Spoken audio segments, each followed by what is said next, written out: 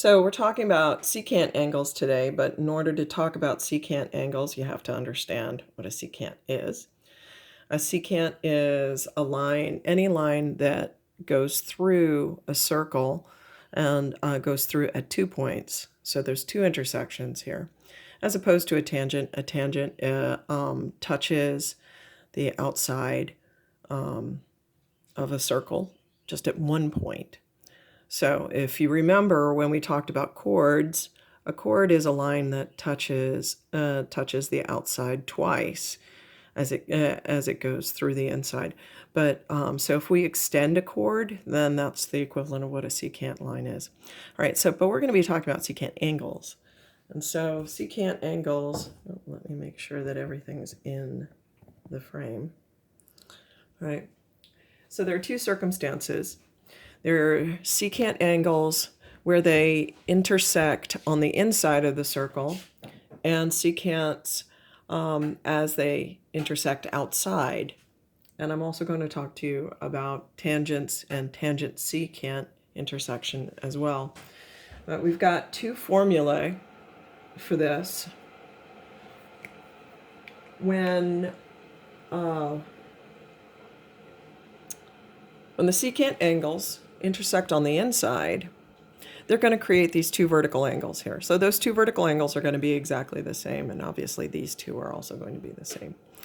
What we're going to find is that in order to determine this angle, we're going to take the sum of, here, let's put it here so you can see it, B plus A, and we're going to have it. So we're going to add this angle measure and this angle measure, and then we're going to divide by 2 in order to determine this angle. And obviously, since this is a vertical angle, it'll be both of those. Well, it's a little bit different when we're outside when the intersection between the secants is outside of the circle. When this happens, we're going to take the difference. We're going to say B, which is the greater one. This is the larger of the 2. B minus A. And then we're going to divide that by 2.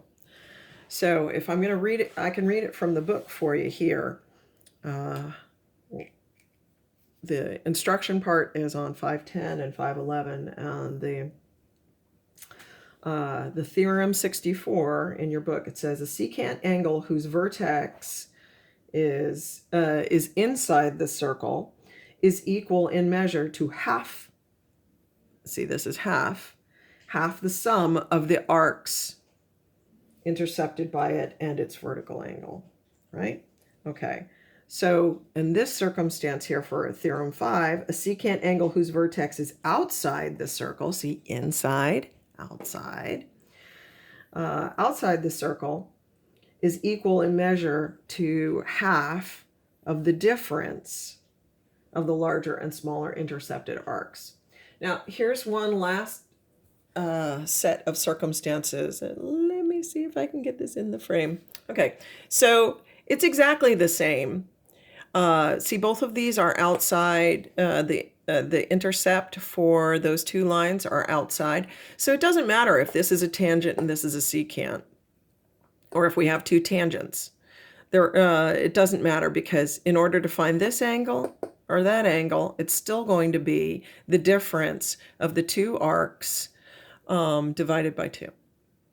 So it looks a little bit more complicated in the book. I've given you 4 circumstances here, and I hope that helps.